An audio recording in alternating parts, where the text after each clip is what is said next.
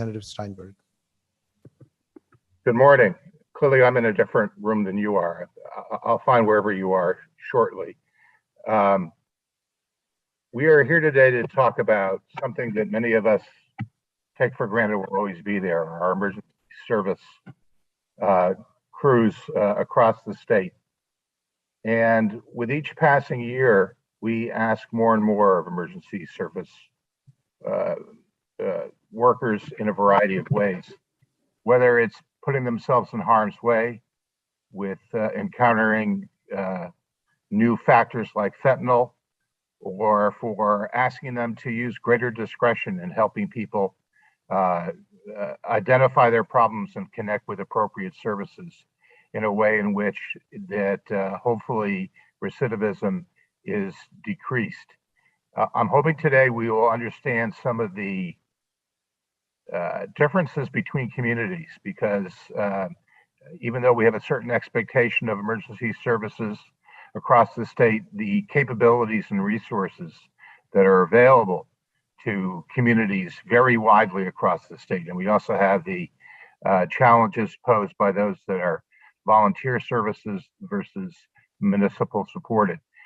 There's a lot to talk about, and I'm very glad we'll have this opportunity today to get into the weeds a little bit, and most importantly, see if there are things we can do as the state to help communities have adequate services and take care of the people in their communities. Thank you, Senator, and I will now search you down somewhere here in the building. Thank you so much, Representative Steinberg. This meeting is being live broadcast on CTN as well as on YouTube and is being recorded. I just wanted to mention that for the record for everyone. This is about sustainability and capacity of EMS in Connecticut. I wanted to start off by thanking the first responder, the EMS, in the last 3 years or so. Like every year, you have been working diligently to put yourselves in danger at times to try and take care of the people in our state, in our communities. The last 3 years have really challenged you in so many ways. And then right now, it's important to have a conversation about where we are and what are the ground realities. The state laws require each municipality to be part of responsibility for the communities that they are residents residing in those municipalities. And that has been the requirement. And then many of the towns have their own systems in place.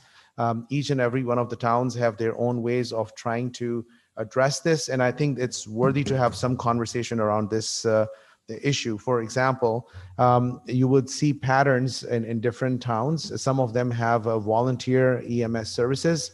Some of them are affiliated with hospital-based EMS services. And there are others who actually may have not-for-profit separate entities or for-profit entities as well, sometimes affiliated with insurance industry. So there's a different patterns, different mechanisms that are in existence. And in the last many years, we have seen some difficulties around this. One of those difficulties is that we are losing some of our volunteer base because of the stresses involved, and especially more so in the last 3 years, the volunteer base and the risk associated with it has been dwindling down to some degree. And that's one part.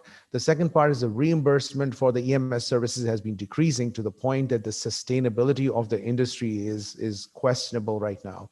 And then that's part of the difficulty with some of the healthcare plans. And in order to try and have a robust, responsive, well-trained team of individuals to try and respond in an immediate manner, we need to make sure that there's sustainability around their financial capacity as well. So that's part of our conversation. So today we are hoping to have all the stakeholders to look at and then have discussion about this, and then be a first step in looking at the ground realities and seeing what is it that we can do as a state to make sure that we protect our citizens in every possible way.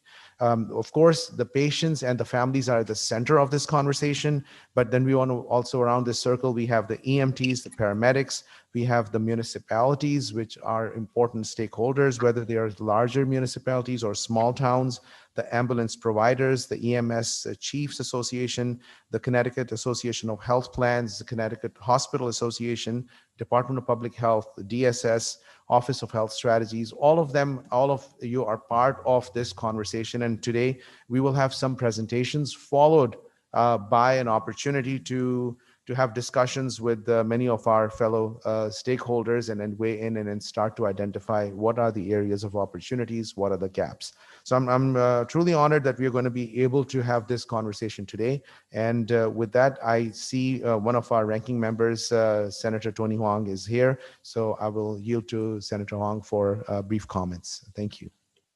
Thank you, Mr. Chair, and I'll be brief, but I think it's important for us to note the fact that you raised the unique challenge of our EMS structure, where we have for-profit or nonprofits, as well as municipal and hospital, as well as community-based providers. So I think it's important for us to understand that they are part of our first responder team, and they're critical to the public safety and health in our community.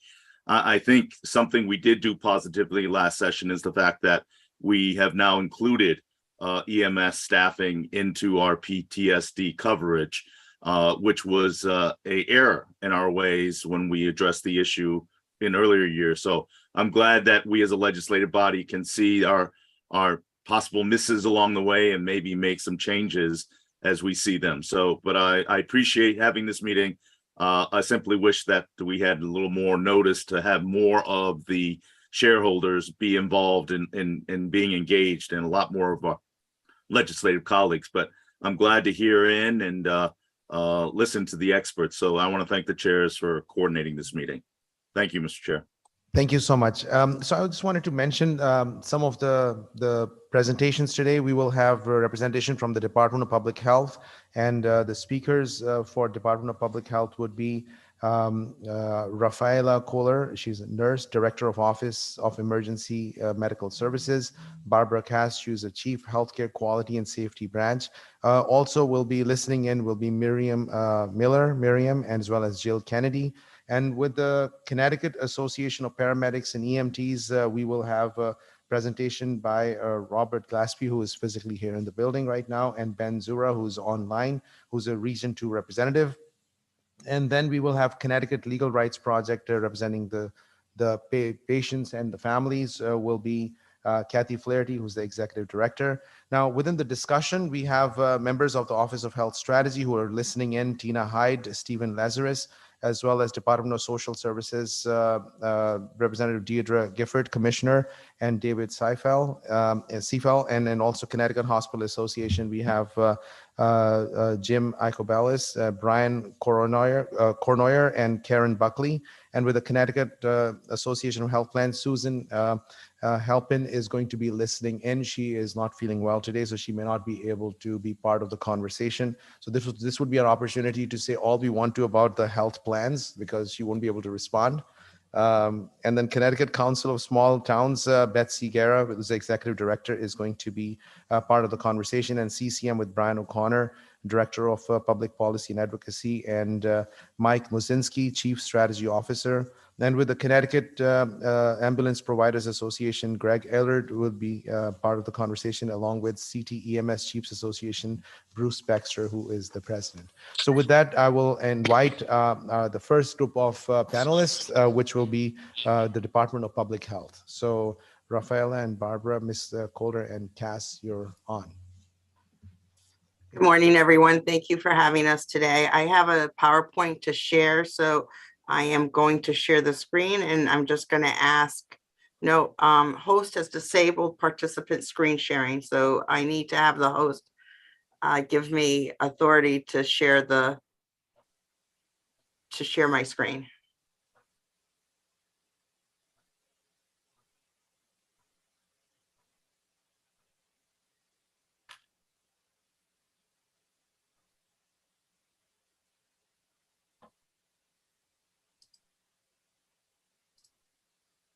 Okay, thank you.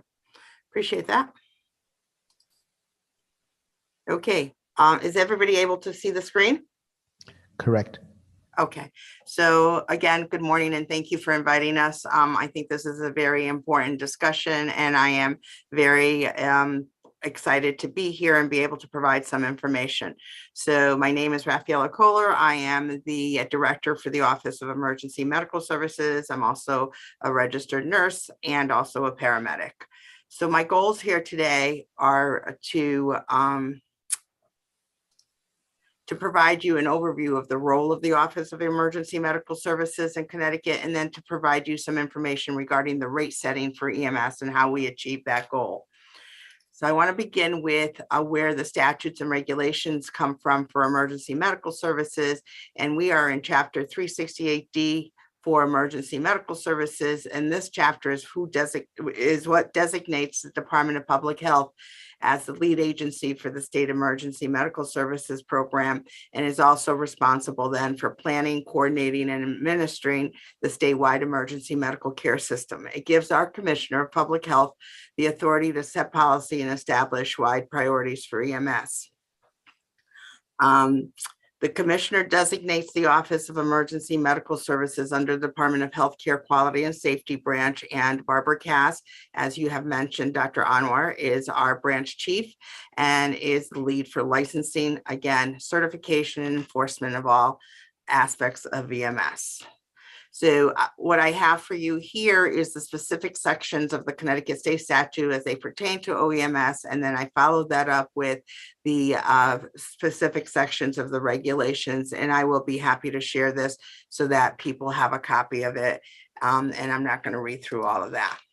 Okay, so as the Office of Emergency Medical Services, it is our responsibility for EMS agencies, and it is our responsibility to enforce the regulations that guide those agencies. A fundamental component of the statewide health system is obviously to provide the EMS care. So when 911 is called, to have an answer to that call. In addition to having someone come, they have to be able to transport. And we look at the assurance that trauma, stroke, and ST elevation, myocardial infarctions, otherwise known as STEMI patients, then are transported to the most appropriate facility in a timely manner. And this comes through them being recognized as a trauma level, as a stroke center, or as a cardiac care hospital. OEMS also has significant authority in terms of responsibility to administer, oversee, and regulate the statewide EMS trauma system. And that area includes the rate setting, as you have already mentioned. We also do assignment of specific primary service area for the first responder, the basic ambulance, and then advanced life support. We also have the implementation of statewide treatment protocols, and we do data collection. So as far as how many services are in the state as of 2022, we have 159 services that are certified.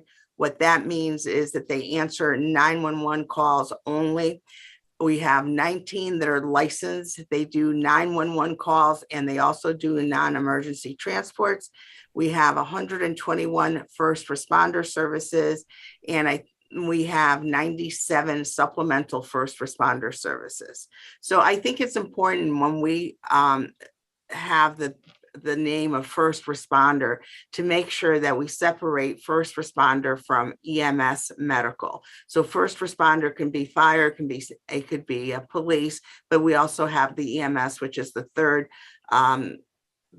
link there, but it is medical. Each EMS organization is then assigned a categorization of what services they are delivering, and those services are divided into three: basic life support, advanced life support, and non-transport vehicles. There are 402 authorized EMS vehicles at this time with the state.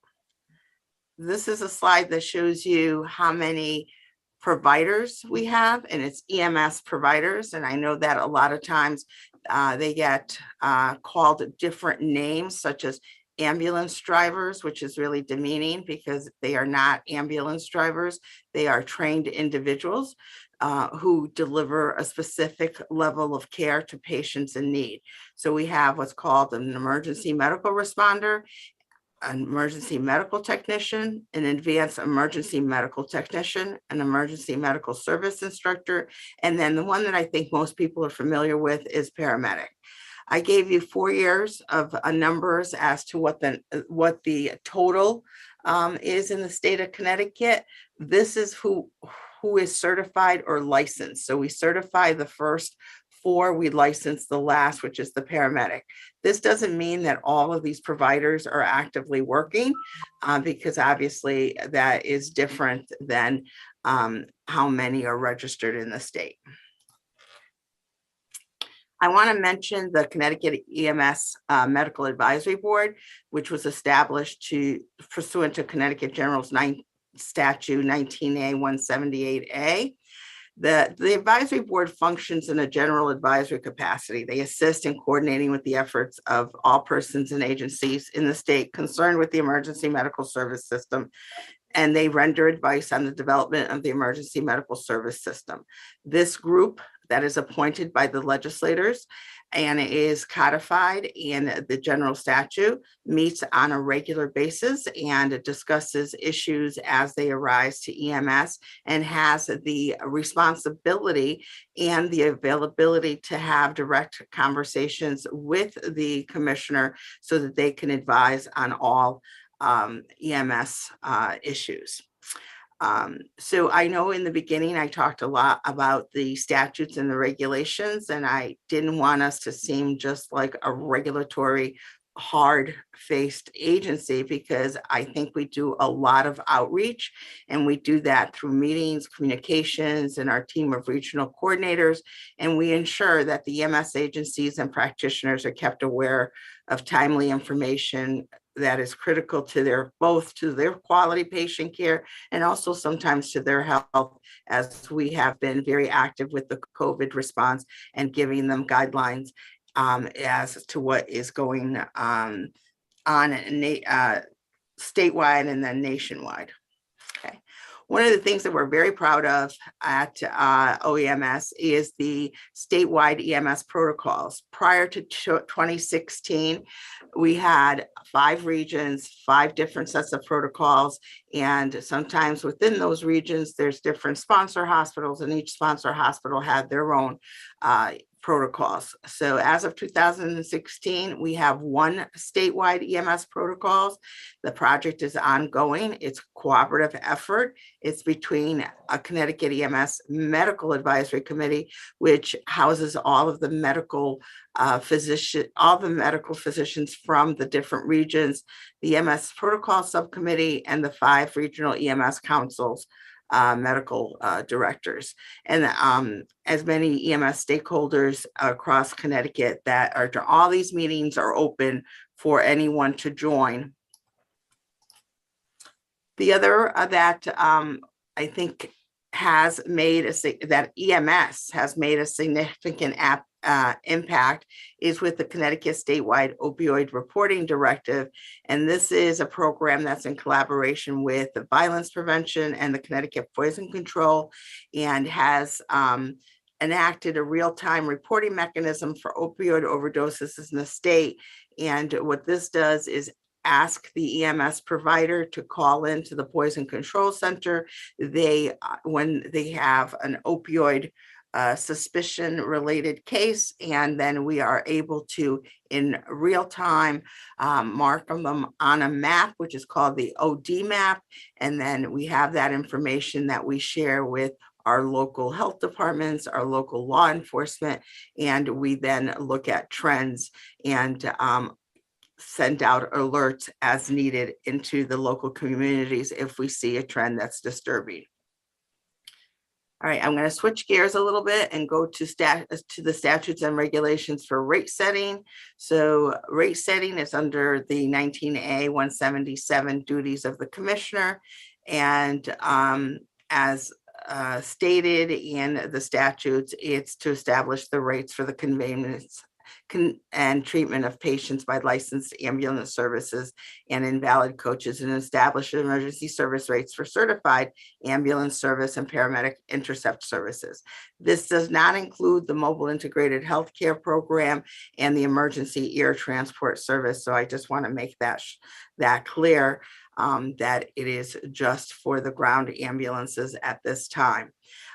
So what we look at is that our accountant, our OEMS accountant, reviews the Bureau of Labor Statistics from the United States Labor Department and looks at the Medical Care Services Consumer Price Index.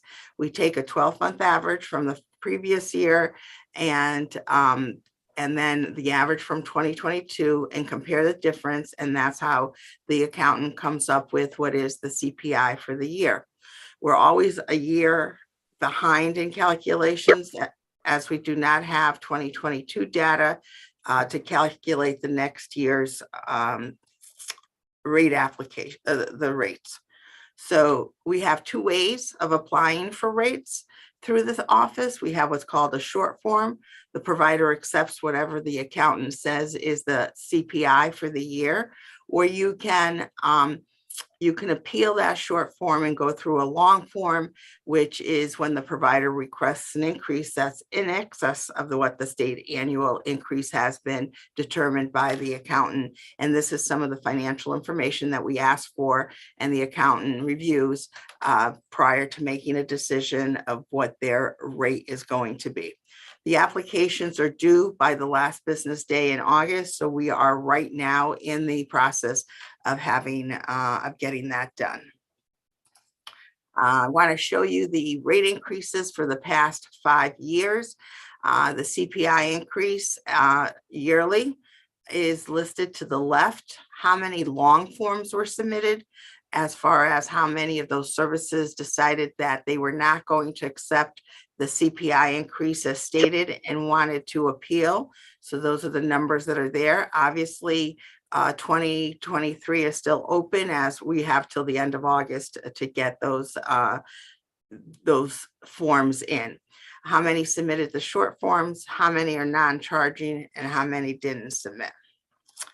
And that's all I have. And I am happy to answer any question that you may have. Thank you so much for your presentation. I just wanted to make sure Ms. Cass has anything to add or at this time, or that's good. Thank you, Senator Anwar. I think Ms. Kohler did a comprehensive overview. Thank you. Perfect. And Ms. Kohler, if you want to take your screen share off. I like the picture of your computer though.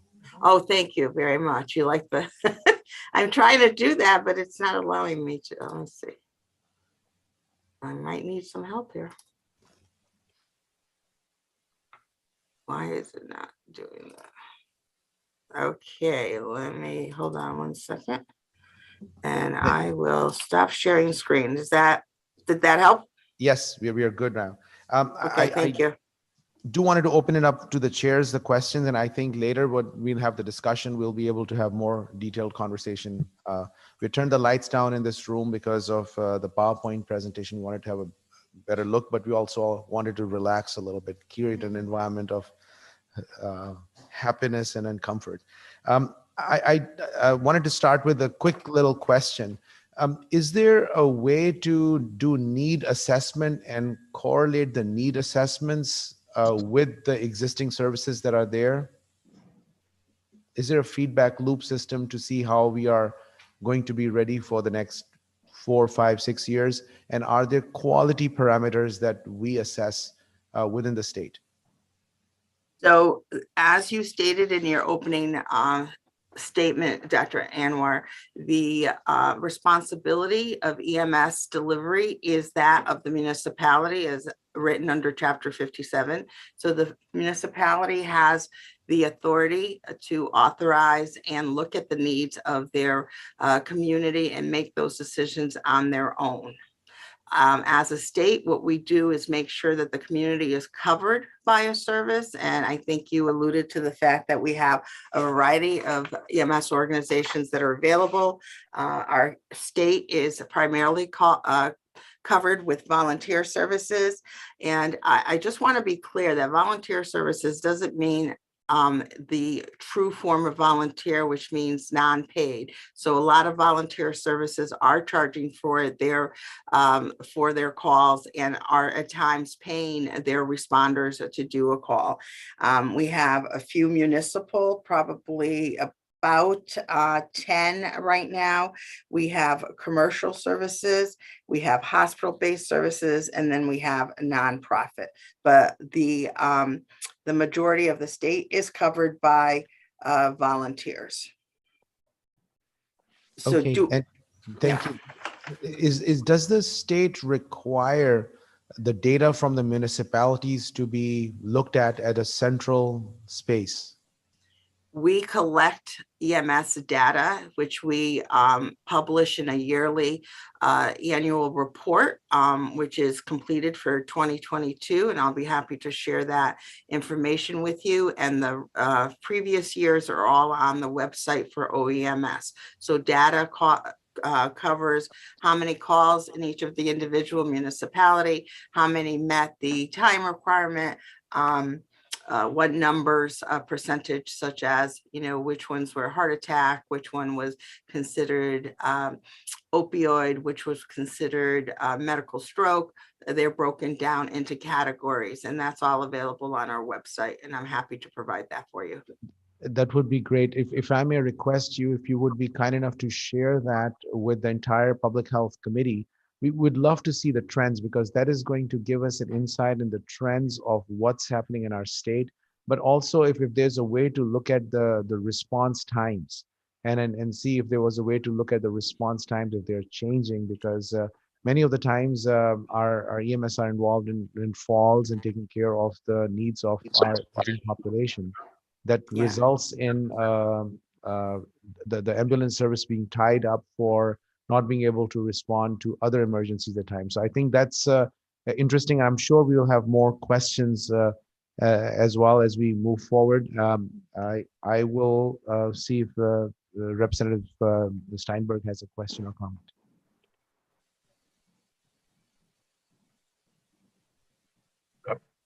I don't have any.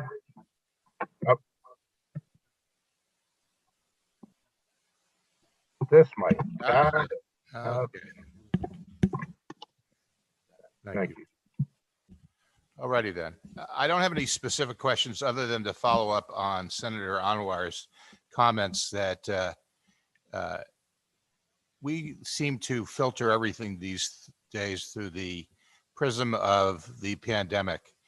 And I am curious as to how the experience of the pandemic and sort of the frontline nature of a lot of the workers has impacted not simply their response times, but the nature of the types of encounters that they're having.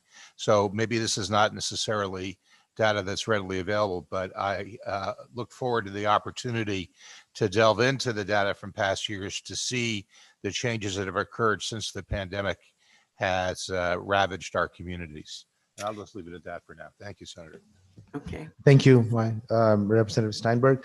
Next on our conversation is the Connecticut Association of Paramedics and EMTs with Mr. Glaspie and Mr. Zura, who are going to present. Welcome. Thank you, Senator. Good morning. My name is Robert Glaspie. I'm the Director of External Affairs for CAPE, the Connecticut Association of Paramedics and EMTs. We'd like to start off by thanking everyone who has taken the time to show up today, whether it be virtually via Zoom, here in person, or watching the live stream. We'd like to thank the Public Health Committee chairs, Abrams, Steinberg, Anwar, Kushner, and Gilchrist, along with all of the other sitting members of this committee. We'd also like to thank Congressman Andre Carson from the Congressional EMS Caucus for tuning in, as well as other services from EMS from other states as well, and directors. What we're discussing here today is important because it's something that will impact every household and citizen of our fine state. It's important that we know for certain that an ambulance will show up when citizens need one. The first thing that we need to understand is that we've been here before.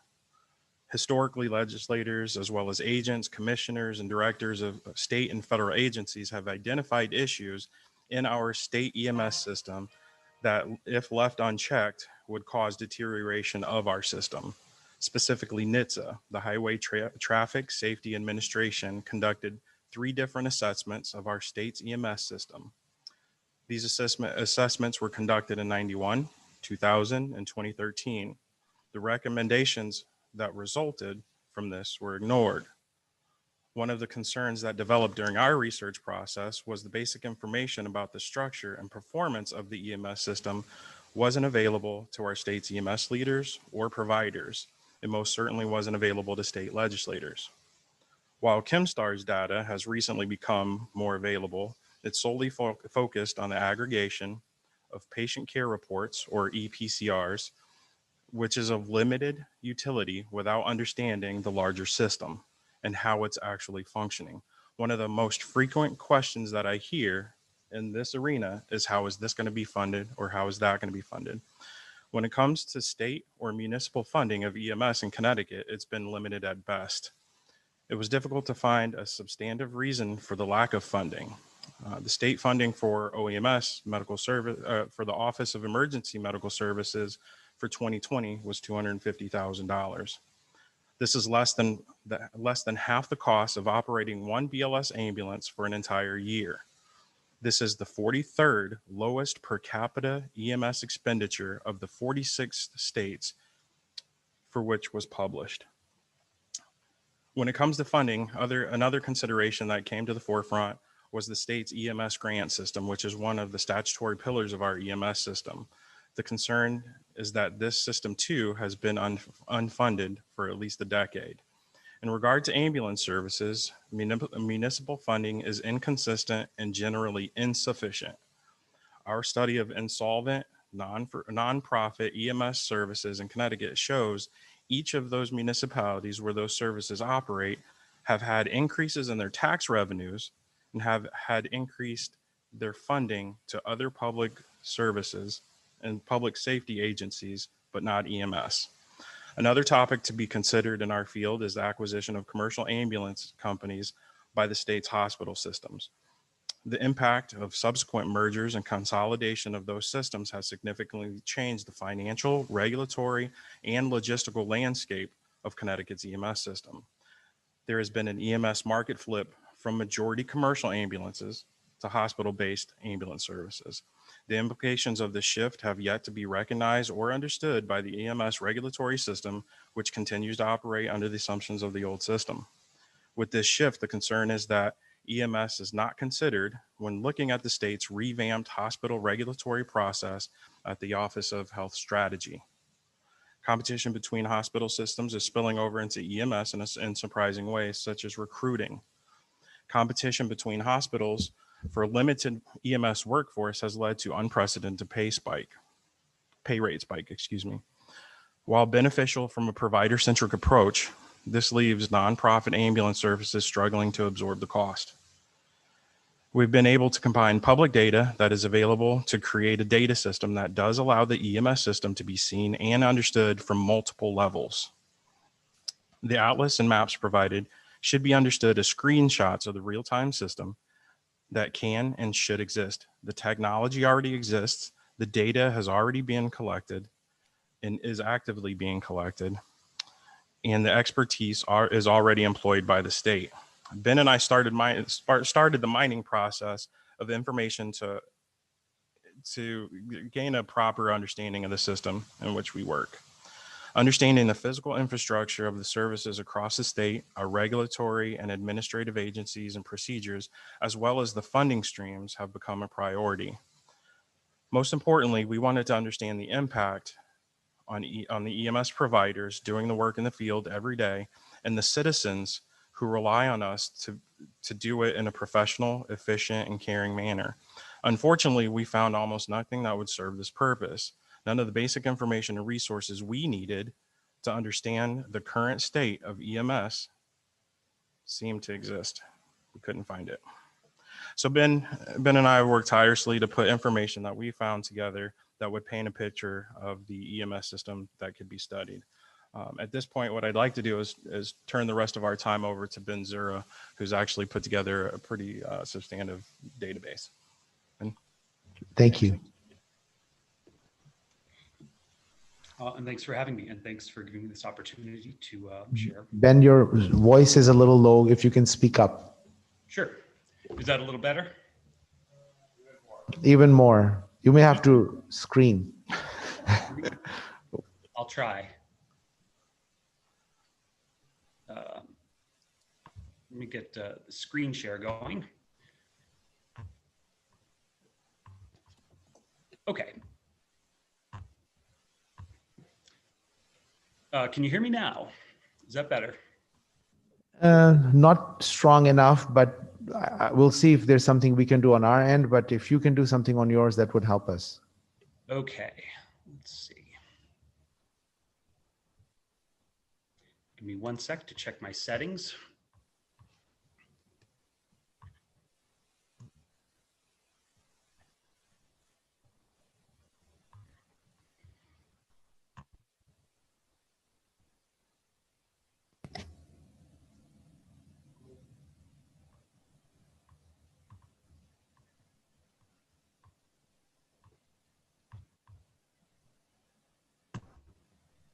Try again, please. Thank you. How's that? Is that any better? It's okay. We'll make it work. So please go ahead.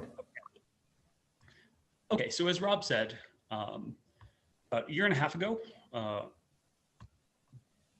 both in my role as Region 2 rep for CAPE and as the Director of Innovation and Strategy for Emergency Resource Management, we started just trying to basically understand any changes in the structure of the EMS system. And as Rob said, we found almost no data, nothing that would let us understand what's changed, what's where, who's doing what, where the needs are, where the gaps are. And so, as he said, we just started building it. The first thing we did was take all of the data that is available from OEMS and put that together. And that allowed us to map out the EMS system for the state, both at the basic ambulance coverage level, which I'm going to show you, and at the paramedic coverage level as well. You guys should all have a copy of the complete atlas for both of those. So as you can see, the state is divided into these primary service areas. And in theory, every inch of the state is covered by, one designated primary service area responder, or PSAR. In mapping the state, in going through and looking at everything, we were able to see a lot more, I think, than was really understood to have been happening. And so by continuing to add to this data system, to add data from other state agencies, we're able to really kind of, reveal the EMS system in high resolution and understand what's happening, where the gaps are, and what's changed. And there are some surprising changes. So this is just kind of one projection of the system that's underneath. But I want to share with you two of the major findings that I do think are very relevant to the conversation that we're having here today.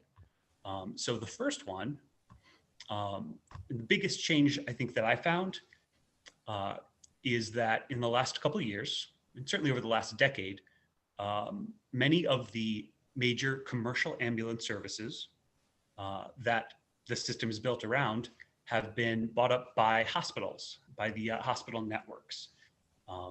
And so between the hospitals consolidating, buying each other, and buying up the ambulance services, we are operating in a very different EMS system than most of us understood that we were. It's sort of the infrastructure underneath all of the, the 911 system, and really everything that we've talked about so far is on very different bedrock than it was a couple of years ago.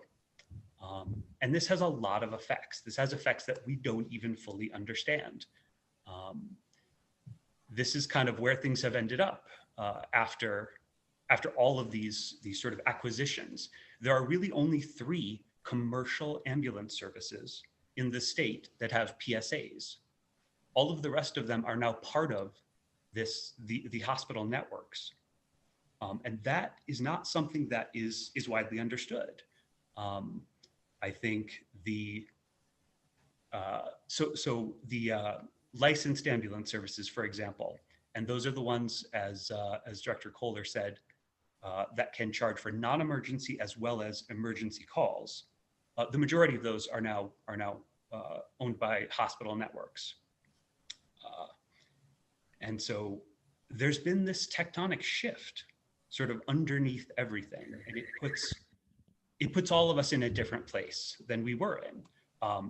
Hospitals or ambulances operate a little differently in hospitals. And all of that needs to sort of be accounted for and understood. All of the opportunities that a system like this offers, need to be understood. I've got a lot to go through, so I'm going to kind of try to rush through, and then we can come back to anything that you guys want to look into. In consolidated hospital systems, there's a lot of this in the news right now. The hub and spoke system, for example, ambulances are the spokes. Ambulances are how patients are being moved through these hospital systems. This is kind of the future of a lot of sort of this, healthcare system stuff that's happening. And just one other fact on this is that when you look at all of the primary service areas that are now held by hospital systems, it's 30% of the population, 30% of our state's population is served by one of these hospital system ambulances. So this is a big shift, and we need to just understand kind of what it means for the whole thing in terms of the regulatory structure. That's one big thing, is that hospitals are regulated in a very different way than ambulances are. The entire regulatory structure for ambulances is still operating as if these were private, for-profit companies and not a part of the larger healthcare system. And the entire regulatory process under OHS of the hospitals is very involved. So this needs to be looked at. As I said, there are a lot of opportunities, but it's very different. And this conversation isn't being had at this point. So that's one of the findings.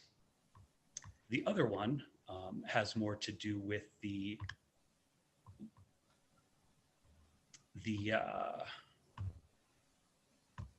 nonprofit ambulances that we were talking about before.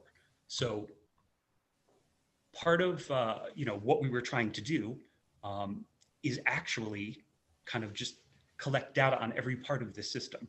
As you were talking about at the beginning, there's a lot of different kinds of ambulances, and they operate differently. But there's not too many that we can't count them all and collect data on them all and understand them all. A lot of these points have already been hit, so I'm not going to go too far into them. I will talk about state funding. This is the NASEMSO 2020 National EMS Assessment. This is where that $250,000 figure came from. And it was actually in trying to get this confirmed that we began talking to Senator Anwar. So there's no budget for OEMS. It's very hard to understand how the state funds EMS. But that's where that number came from.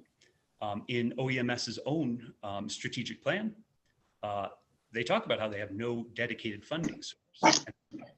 This is an issue. So state funding of EMS, of OEMS, of EMS as a whole, is something that needs to be looked at and discussed. The other sort of big thing that I wanted to talk about is the state of these small volunteer nonprofit ambulance services that do cover most of the state. The data system that we put together allows us to just count all of the basic ambulance, PSARs for the whole state. And as you can see, it is the majority. As they are nonprofits and have, mandatory reporting requirements, we were able to collect all of the financial information for all of the nonprofit ambulance services that hold basic ambulance PSARs or PSAs, and go through region by region and calculate the actual cost of providing ambulance service, the revenue that they're able to generate from billing, and then the gap. So we've done this for every region. We have all of the data. It's obviously de-identified, but it paints a stark picture of the state of these ambulance services. As you can see, many of them are operating in the red, which isn't so unusual for a nonprofit, but in the context of the rest of these performance measures, it paints a scary picture. That this part of the EMS system is not sustainable. And these people are doing the best that they can. But it's very difficult. Municipal funding, as Rob mentioned, that, with all of this data lined up, we can go in and add more and more data on top of it and get a better picture of what's happening. And so, as municipalities are gaining more revenue, are spending more on public safety agencies, we can see that very, very rarely are they spending equally on ambulances as they are on the other public safety agencies. And that this has the, expected effect. So these two things that I've just talked about, the hospital, the change from commercial ambulances really to a hospital-based system, and then the state of these nonprofit ambulance services, there's not a causative relationship between these two things. These are two, different phenomena sort of happening in this larger system where the issues are kind of not being tracked. We need more data. We've been able to do a lot with the data that is accessible, but we need a lot more to understand what's going on before we can really even understand what we need to do about it. So with that, I will turn this back over. Like I said, I have a lot more to discuss and to show you, but I don't want to take too much time. A little bit. Dave, do you want to mute your thing? Thank you so much for this presentation. And the first time I saw some of these numbers in our earlier conversation, I was really scared and I was really concerned. And my co-chair, we had a long conversation about this, and then we felt this was the next step to have a conversation around this together and get all the stakeholders, because as we look at this data, there is seriously a concern on the sustainability of EMS and the safety of our citizens if we do not do the right thing going forward as a state. And then have a frank conversation around this circle and beyond with the Public Health Committee, but also with the Commissioner of Public Health, Commissioner of DSS, and then see what are the areas of opportunity, what can we do. I wanted to have my co-chair reflect, and then both of us will ask some questions going forward with this. Thank you for this presentation, and thank you for the work that you guys do. I concur with my co-chair that this has been a very helpful initial presentation to get the facts on the table. The questions I have relate to the dire sustainability issues that we're looking at right now. Do we have a sense about what other states do in terms of funding their EMS capabilities? Are there other models out there? And as it relates to that, since we seem to be trending towards, as you pointed out, a more hospital-based approach to ambulance services, Are there examples perhaps in other states where there's an effective collaboration between municipalities, the state, and hospitals that we might choose to emulate? Absolutely. That's a great question. So one of the things that we've tried to do at CAPE is actually make sure that we network with other states. I have talked to other agencies and other directors of other states. Unfortunately, I don't have a complete understanding of their entire system to be able to compare to where we are in Connecticut. However, I can tell you that there is a spirit of cooperation from these other directors and other agencies in different states. And as soon as I can get more information collected in a meaningful way so that we can all better understand those systems, I would be happy to turn that information over to you. But that is something that we are currently working on right now. I guess I should point out that I'm actually in Colorado right now. And one of the things I'm doing here is talking to EMS people about their system, because they have a very different system than we do. Or at least I should say, on the surface, they have a much healthier system than we do, but they have a lot of the same sort of basic things in place. So yes, the answer to your question is yes, absolutely. There are other models. Thank you. So I will start with some of the questions, and I just, because of the nature of this conversation, I'm getting texts and messages from my colleagues that they want to ask questions now. I think the reaction that I had and my co-chair had is a reaction that all of my colleagues are having as we speak. So I think I'll ask a few questions, and then we'll probably open some of the conversations, and we'll then have Kathy Flaherty speak about why we are doing what we are doing, because end of the day, it is about our patients, it's about our families, about things that we need to do. The question I wanted to ask is that you alluded to the consolidation of the hospital systems. From a very superficial look, when I see this, I see that as a positive thing for the EMS. Why? Because there's some financial stability that would come with it. But in the conversation, it almost felt that it's not necessarily accurate. Did I hear you inaccurately, or when you allude to that? Go ahead, Mr. Glassman. No, I agree exactly with what you're saying. I think that there are a lot of new opportunities because of this change. And I see, yeah, I'm actually more optimistic about the state of the system, having collected this data and sort of looked at it all. I understand why, that is your initial reaction. That was my initial reaction. But the more I looked at things, the more possibilities I saw. So no, I think that this is a good thing in the grand scheme of things. It just needs to be better understood. And the fact that it came as such a surprise, I think, to me, to everybody, that's the only sort of hesitation, I think, that I have. Okay. Robert, you want to? No, I agree. Ben and I have talked about this time and time again. We do think that it's a good thing. It provides a lot of different opportunities, especially for providers. Again, when we look at all of this information, we just want to make sure that the health of the system from its entirety, not just from a hospital-based perspective, but also for the nonprofits who are looking to staff ambulances. So there is no negative connotation to it as far as tone is considered. I think it's just a matter of ensuring that while one sector of EMS is healthy, that all sectors are healthy, whether it be the municipalities or the nonprofit volunteer systems. That's all.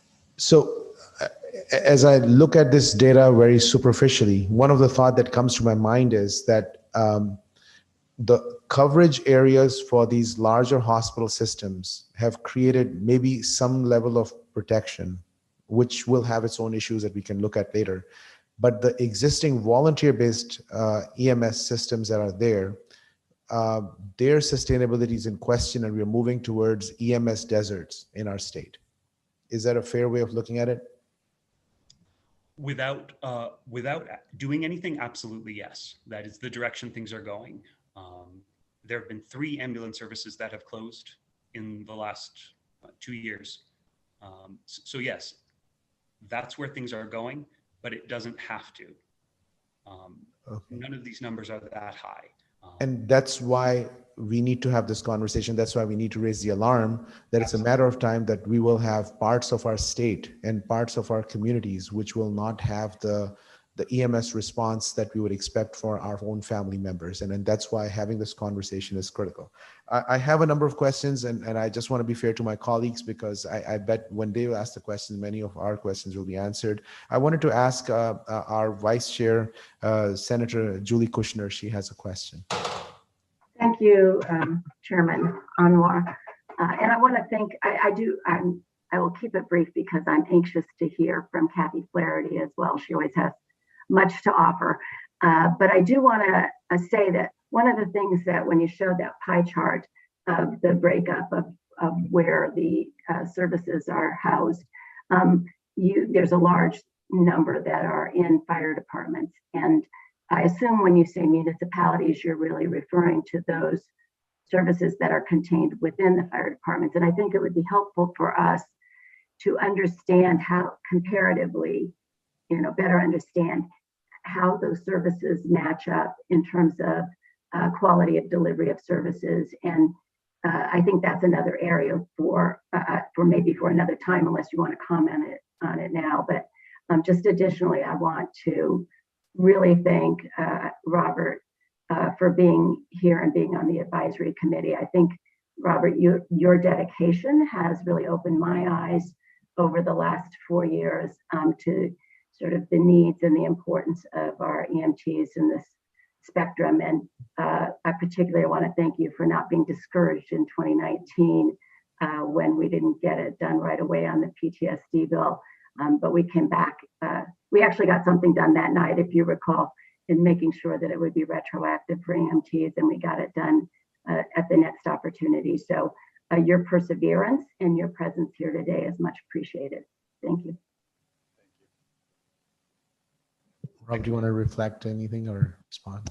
Well, I just want to say thank you. It's definitely been a long road, but there's been a lot of work behind the scenes, and I know that myself and everyone at CAPE, including our members, really appreciate the time and the consideration when it comes to all of these matters. And again, that effort is there to bridge the gap with whomever is willing to have the conversations. So I just want to thank you for that comment. Thank you. And next person on the question is Representative Jamie Foster. Thank you all so much for being here today and sharing this presentation. I have been part of municipal meetings lately where we've heard the EMS responding and talking a lot about the challenges that they face, the increased number of calls that they're responding to, transport needs that they're responding to, and workforce flow challenges. I know, like, you walk into an urgent care now, and there are paramedics that are now being pulled from what we would consider like the traditional workforce to working in urgent cares as vaccinators. So there's definitely a workflow challenge that I can see even before this presentation today. As you sort of started presenting your data, my scientist hat clicked on, and I am noticing that we've had a lot of sort of conversations or been hearing a lot today about the data around, it looks like you have ratios of service provided by patient in the ambulance, number of service providers and region. So we can get a lot of the geographic data. But in this committee, I spend a lot of time asking about sort of the outcome data. We have lots of output data. And I'm curious how hard it would be to sync up these reports that you have with some of the other existing data, like the Data Haven data, because that might paint a more stark picture than what's been presented here so far. When I think about the challenges we have with rural health and the things that people are nervous around, consolidations of healthcare systems, I think about my small volunteer ambulance corps in my community and the pressures that they're faced, and what would be happening when you compare those ambulance forces to others that might be able to be more competitively able to recruit and pay their employees. So I think that there is a lot of reason to try and make those those data sources sync up if possible, and I'm happy to help if I can. But I think that there's like this part of a picture makes you think we're on the cusp of a problem, that there is necessary solution, but there might be questions that we would have if we were looking at the data by outcome as opposed to sort of these traditional numeric outputs that would be different. And I just sort of wonder, and this couldn't probably be answered with what you have now, but are the clinical outcomes different when you compare departments that are struggling to recruit adequate volunteers? Because if there's a huge shortage in the number of people they're doing services, people are doing extra shifts and they're burnt out and they're tired, there might be patient outcomes that we're concerned about. And I'm also curious about like average commutes to hospitals. So if you have like an increase in response time to get there, and then also a consequent increase in time to get to the hospital, we might be seeing differences in outcomes when it comes to like things like MIs, for example. But also, like, I would imagine there are diabetic situations where you'd be responding if someone would have a worse outcome. You might be able to stabilize them more on their way. But this is out of my scope of expertise. But I am curious if we were looking at that data, if the picture would be more stark. Maybe it would be reassuring too. Maybe it's better than we think. So I'm sensing no. So I'd be curious if we could get that data, and if there's something that I could do that would be helpful, I'd be happy to try and be helpful. The data you have presented here is really interesting. Do you have it in Excel format so that we could, like, I could play with it a little bit? Oh, I would appreciate that. So many spreadsheets. Just on your first point, yes, this is sort of EMS's part of all of the interesting stuff that's happening at the state level with other public health agencies. There's like this data revolution happening with public health, and EMS has been left out for too long. And all of the work being done at the state level by other agencies is part of what inspired me to, why can't we do this too? Oh, we can. So yes, absolutely. I would love to fit this piece into the larger picture. In terms of outcomes,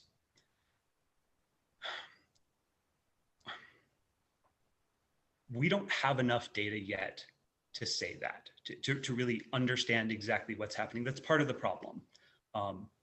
And the only data that's been used so far are the run forms, are basically after somebody's there and treats a patient. But there's none of the context to understand, how many other ambulances were dispatched first, stuff like that. So we're really kind of building the framework in order to have the context to understand the information that we already have, but that we don't have enough context to understand outcomes. But yes, that's the direction we're going. Thank you so much for your question, Representative Foster. As people are listening to this, I'm getting texts, and this is worthy text that somebody's asked, and this is Lisa Thomas in Vernon and eastern part of the Connecticut area, who says that the 3 hospitals in that region have ended labor and delivery, ICU, and surgeries. And it's also concerning when Catholic nonprofits take over our hospitals. How is that going to impact the services that are going to be provided, because they will be owning the ambulance services as well? So there's another layer to the concern based on the hospital ownership as well. And of course, the volunteers, they're also having difficulty recruiting volunteers at this time. So this is real stuff. This is rural health, which is going to put communities at risk, and also the way the hospital consolidation is centralized around larger cities. There's hospital services are not as robust in the rural communities. Now the ambulance services are not robust in the rural communities. The outcomes are going to be impacted. It's pretty clear. So that actually reiterates the issue that we are having a conversation on. Next on the questions is Representative Kavros de Grong. Please go ahead, Eleni. Thank you so much, Mr. Chair. I have a couple questions. My first one is, if you are receiving an ambulance and they're owned by a specific hospital, do you still get to choose which hospital you go to? I'm thinking about my district in Avon. We normally would have the choice of, say, UConn, St. Francis, or Hartford Hospital. Would you still be able to, say it was a St. Francis owned ambulance, would you still have that choice? The answer to that is yes. In most cases, you do have the opportunity to choose exactly where you want to go within reason. Our goal and aim for the most part in EMS is to take patients to the closest, most appropriate facility given the situation and circumstances. So if we have a stable patient who tells us that they would rather go to St. Francis, then we're going to make that our goal to transport them to the destination they choose. Okay, and then secondary question, because as I mentioned, I'm in Avon, I represent Avon. Some of the documents that you sent us ahead of time had a giant X over Avon in terms of that they are not covered by a PSA. Can you just explain a little bit more what that means if they're not covered by a PSA? Because that was a little bit alarming to see that giant red X over the town. It just means a PSAR isn't assigned. It doesn't mean that somebody isn't responding. It's just that we don't know who. Okay.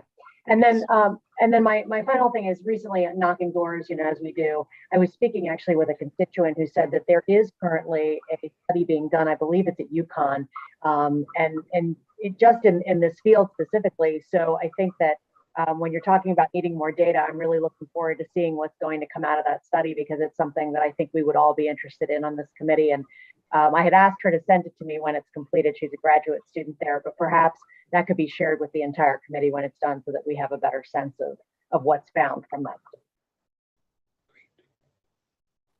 Thank you so much for your comments. Thank you for your questions. We'll move on to our next presentation, and then we will have the conversation again because there's a lot of issues to talk about going forward.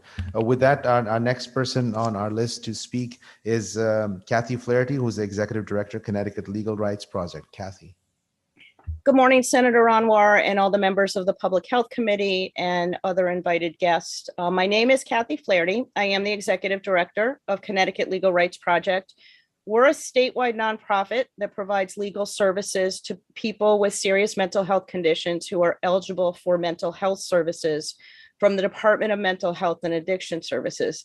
I knew going last on the agenda was a bit of an advantage because I could change my remarks somewhat based on what I heard, and I knew today was going to be a day where I learned probably more about EMS than I ever figured I'd have to know. And I agree that the conversation does raise a lot of alarm bells. I live in a town, Newington, that is covered by a volunteer ambulance service, at least at nights and on weekends and holidays.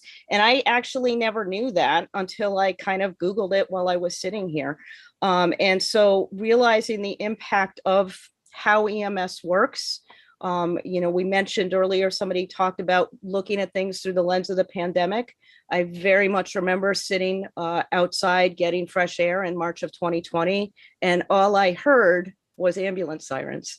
The reason I appreciate the invitation to speak today, although it is very hard to represent not only our clients, but also the voice of all patients and all families in Connecticut who need to access EMS, is for our folks, there's a particular concern, and I imagine this is a concern of the people who provide the EMS services, is that some of the people really don't want to be interacting with you and are interacting with you not by their own choice, and at a time when they're in a lot of emotional distress.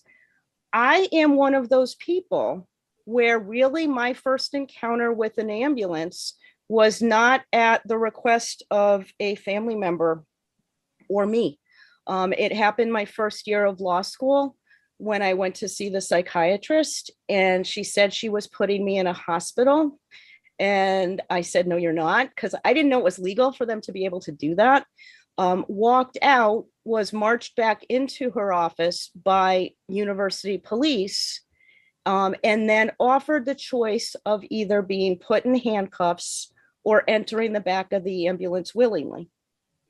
I declined the offer of the handcuffs, got in the back of the ambulance, refused to talk to my father who was sitting in the front. But I do remember getting to talk to the ambulance attendants who were there. And I asked for a piece of paper and a pen. Remarkably, they actually gave it to me. And I started making a list of all the people I planned to call. And I think whenever we talk about sustainability and capacity of any system of services and supports, we have to remember to keep the people at the center of that discussion. that's not only the people who receive EMS services, but the people who provide the EMS services, because without them, the system crumbles. It's very interesting to hear how this is all getting reorganized under hospital systems and everything else. But are we doing what we need to do to support the frontline workers in that system? And are we giving them what they need in order to be able to provide services to the people who need their help? In my opinion, to the maximum extent possible, the system needs to be user-friendly, person-centered, and focused on the needs of people rather than systems. And that's particularly concerning when we think about some of the proposals that have been raised, which might actually present an additional burden on emergency medical services. Senate Bill 445 last session that would have created a medical civil right to emergency medical assistance when a person has an encounter with law enforcement and they're in either physical health crisis or mental health crisis. It might have also applied to that very unfortunate situation in New Haven where somebody was injured after an accident during transport. So as we roll out 988, and we have mobile crisis respond, is that going to bring even more people into having to interact with EMS? And I think the last thing, I want to say that one of the things I'd suggest people read is the testimony of Leonore DeLuey of the Medical Civil Rights Committee up in Massachusetts. And she's said that she's told me that she's willing to serve as a resource to any of you who have questions about that. But I will also say it's like getting those bills after the ambulance transport. And, you know, I've had situations, and I was discussing this, I believe, with Senator Anwar yesterday. There was a time where I wanted to be admitted to the hospital to deal with my psychiatric condition. I drove to an emergency room.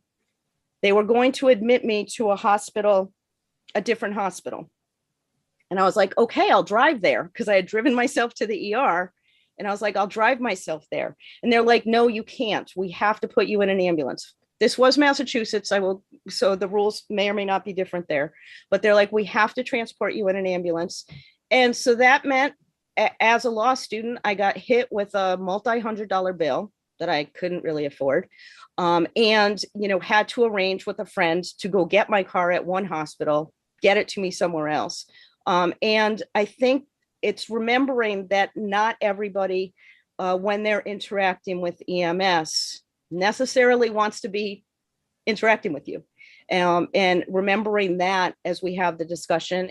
But also having friends who are EMTs and paramedics, and having had to call for help for a sick family member, know that, you know, as much as I criticize, it's because I know that people are capable of doing better, and that we rely on you. And if we can't figure out how to make this system as a whole work for the least of us, it's not going to work for anybody. So I very much appreciate the opportunity to talk with you here today and listen and learn more. And certainly if people have questions for me, I'm happy to answer them, but I know we have real experts here. So I'll wrap up. Thank you. Thank you so much, Kathy, for your presentation, and thank you for putting things in perspective. And also, one of the conversations that we had on the side earlier was about the fact that many of the times the patients, when they're asking for service, they do get what they would define as a surprise bill, because the insurance industry is not necessarily paying the amount that is owed to the EMS, and that's causing challenges for individuals. And I think one of the comments that I think it's worthy to make right now is that we have discussed about how many volunteers across our state are working with these volunteer EMTs, volunteers, paramedics. They are putting their lives online as volunteers, saving the municipalities thousands and thousands and thousands of dollars every year. And in the last 3 years, they've done heroic work. We cannot thank you enough. We cannot, as a state, as municipalities, as people of the state of Connecticut, thank you for the service that you provided. but we also recognize that it is taking a toll on you.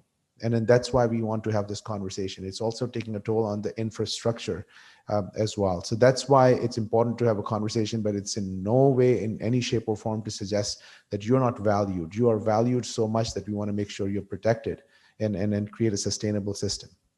So do you want to make any comments, my co-chairs, Representative Jonathan Steinberg, and then we can actually open some of the questions for some of the other stakeholders.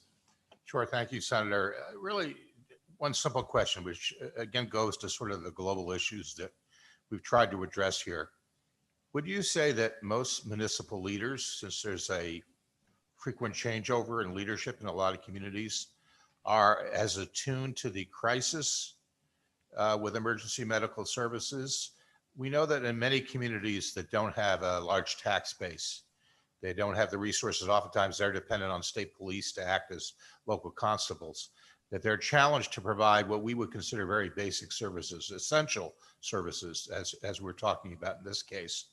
I would think that some of these communities, they'd be running around with their hair on fire, trying to make sure that they were protecting their citizens. Is that an accurate reflection of the sense of urgency in many of our communities?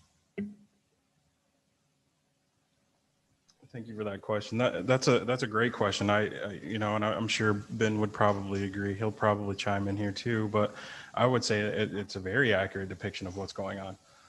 Municipalities, no matter how small they are in the same boat. Financially speaking, everybody's trying to figure out how to fund their EMS systems at the municipal level. And I've said it before, and I'll say it again.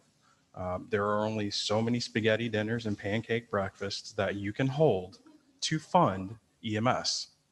I don't think I can sum it up any better than that.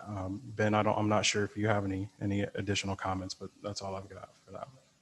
I just wanted to say that I think that municipal leaders want to do the best by their people. They want to, support both the EMS providers and their citizens. I think there's a lack of understanding about the system, about their options, about their responsibilities, about the possible funding options. So no, I think that they absolutely want to do the best thing. I think they're not always supplied with everything they need. And there's actually a recent case where there was an issue with a nonprofit ambulance service that ended up sort of collapsing, and the first selectman suddenly had this kind of dropped on her that now what, and had to sort of scramble to learn all about the options and also kind of make sure that she was providing the ambulance coverage. So I think there's a lot of room for everybody to come to the table and understand kind of how things are, what their role can be, and I think everybody wants to contribute in their way. So I see a lot of opportunity and a lot of potential to fix this stuff. As a follow-up, we've talked a lot about trying to find efficiency in intermunicipal collaboration. We've had some modest success trying to get integration of PSAPs, public service answering points, emergency response services. I know in my community it was a heavy lift, but now several communities are working collaboratively with a recognition that response times are critical, and the bigger the area that you're trying to cover, the more challenging that becomes. Are we doing enough to encourage intermunicipal collaboration to try to find maybe some efficiencies to get to a critical mass where they can afford the ambulances they have and train up enough people rather than trying to do the good old Yankee 169 towns doing their own thing? I think that's absolutely one of the best avenues moving forward. Whether enough is being done, I can't say. Some of the councils of government in particular, NECOG in the Northeast corner, have done a lot on this issue. In fact, the best thing written about the current state of Connecticut EMS in that region was commissioned by NECOG, the analysis was conducted by Bob Holdsworth in 2019. And basically the analysis that he wrote of the issues with the system there applies to the state as a whole. And I highly recommend anybody who's interested in working to fix this stuff read that report. So some of the councils of government are very, very active. I think others could probably be more active, but I definitely think that's a level where work can be done. Thank you so much. If you could share that with us, that we'll make sure we share that with the entire committee. I think that this conversation requires me now to ask two of the individuals who are part of our discussion group. One is Betsy Guerra, who is with the Connecticut Council of Small Towns, and also Mike Buzinski with the CCM, if Brian O'Connor is there. So if you guys want to weigh in, and then I'll, after that, have somebody from DPH weigh in as well. I know many of my colleagues have questions, but I want to get the discussants who are part of this conversation to speak on this as well first. Thank you. Go ahead, Mike, you can start first. Thank you, Senator, very much. Mike Muzinski with Connecticut Conference of Municipalities. Appreciate the opportunity to be with everyone today. We represent all 169 municipalities. And I think, Senator, you phrased it very well at the beginning, citing the variety of that exists, dwindling staff and all the other things that have been accounted for through the previous presentations. And, certainly with 169 different municipalities, Representative Steinberg, you just referenced how everyone kind of has their own way of doing things, and is that the best way of doing things? And certainly as an organization, we advocate to ensure that there is flexibility that local officials have to meet the needs of their individual communities. But can there be things that are done to make things more efficient? Looking at partnering and regional collaboration is something that as an organization we've certainly advocated and pursue. But again, a one size fits all is not likely the most prudent approach. It's really a collaborative effort. And there's a variety of different things that can be done. And I think this group is looking at different items that should be considered. But I think we need to be looking at incentives rather than sticks to encourage some of these things from going forward. And to what you had mentioned earlier, Representative Steinberg, in regards to the education of local officials, this is certainly something that came up just a couple of months ago at one of our meetings regarding the issue of dwindling staff within EMS and the reimbursement rates and some of the inconsistencies that exist. And Mr. Zura properly, I think, referenced how, I think a lot of municipal officials do have this concern that exists out there, but they're unaware of the solutions. And so we're hopeful to be part of this conversation going forward to try and examine what some of those solutions are based on, some of the context that I just referenced. So again, appreciate the opportunity to be here. Thank you so much. Ms. Guerra? Thank you, Senator, and thank you for holding this important forum. I appreciate the efforts of lawmakers and the stakeholders to address this. The difficulty in retaining volunteer EMTs and firefighters has been an issue for several years now, and it's something that has been exacerbated by COVID-19. We saw some towns saw a drop of half of their volunteer EMTs during this time, up to a third in some other towns, and understandably, because these people were juggling with a variety of new demands, childcare, taking care of elderly parents, et cetera. So it's certainly understandable, but it is something that really highlighted the concerns that municipal leaders are facing. And I do want to say that for municipal leaders, public safety has always been the core function of local government. It is something that they take very seriously. So they have been trying to address these shortages. Some communities have moved to hire full-time EMTs because they recognize that they're just not going to have the level of volunteer staff available to meet the growing demands of these providers.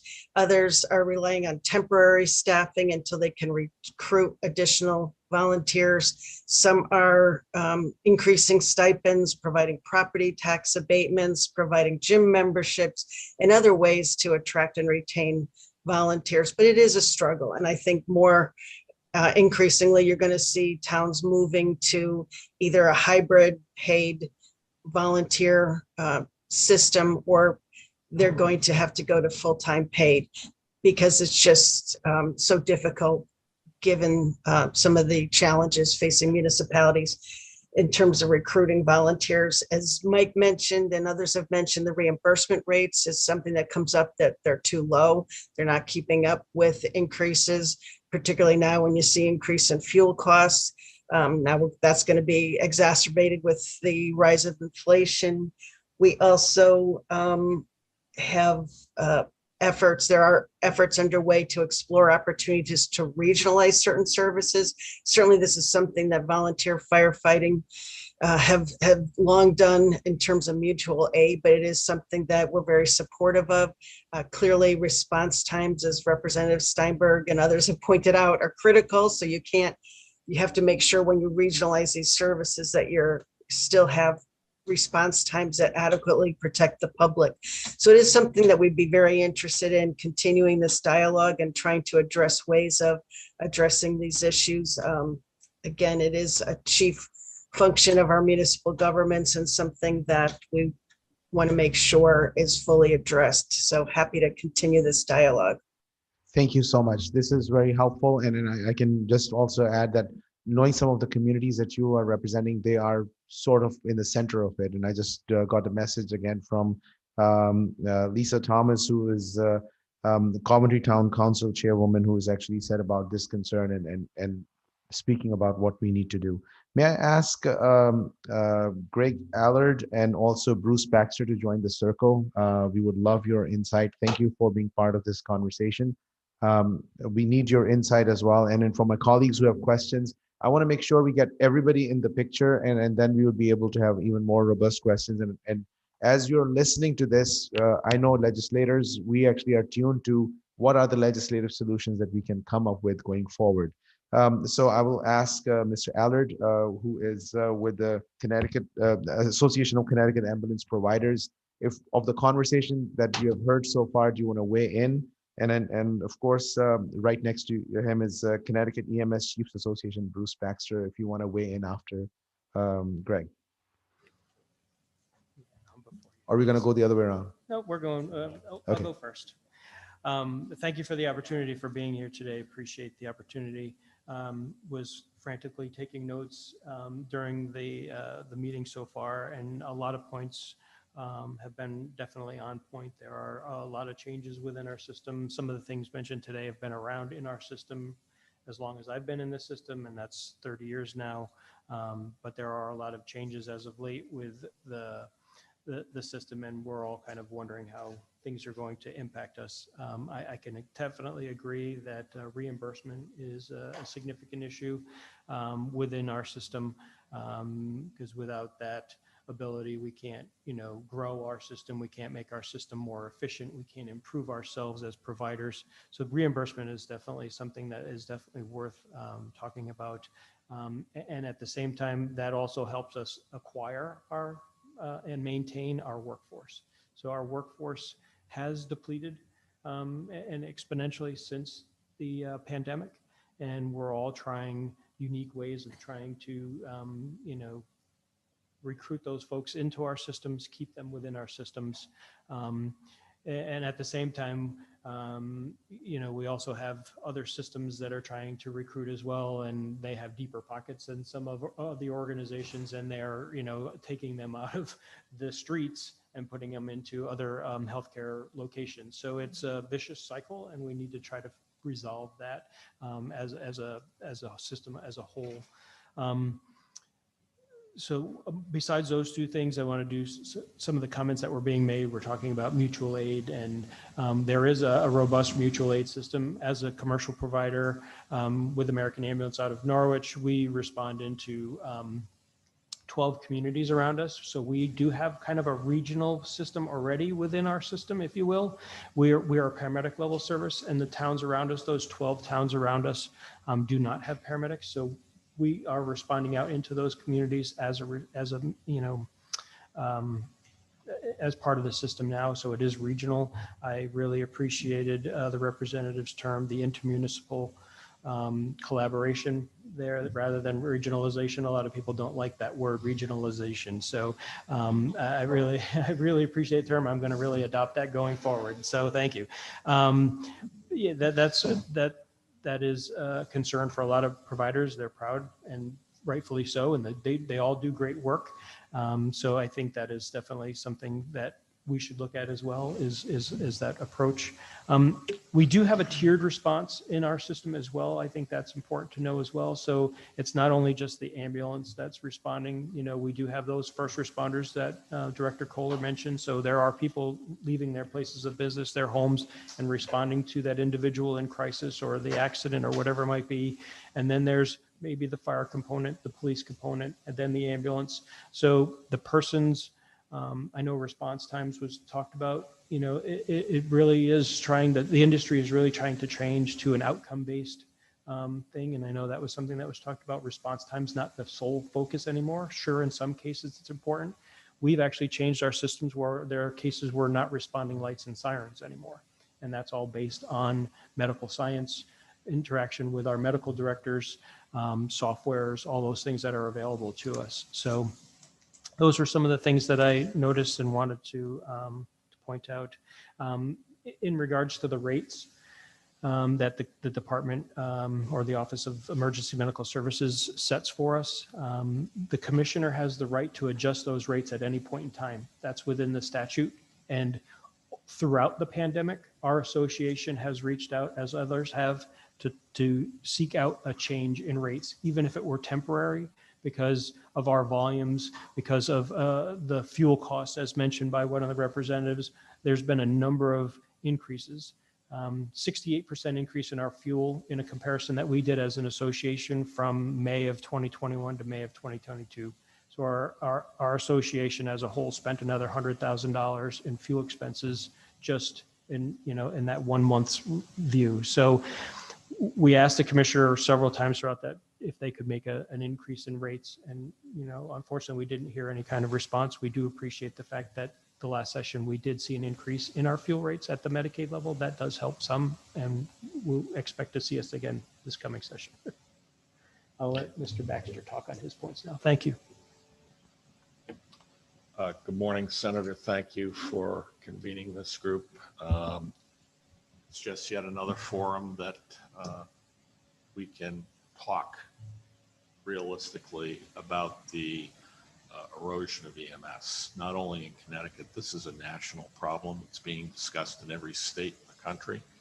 You can sum it up in 2 words. It's a financial concern and it's a workforce concern. I run a nonprofit urban 911 system in the city of New Britain.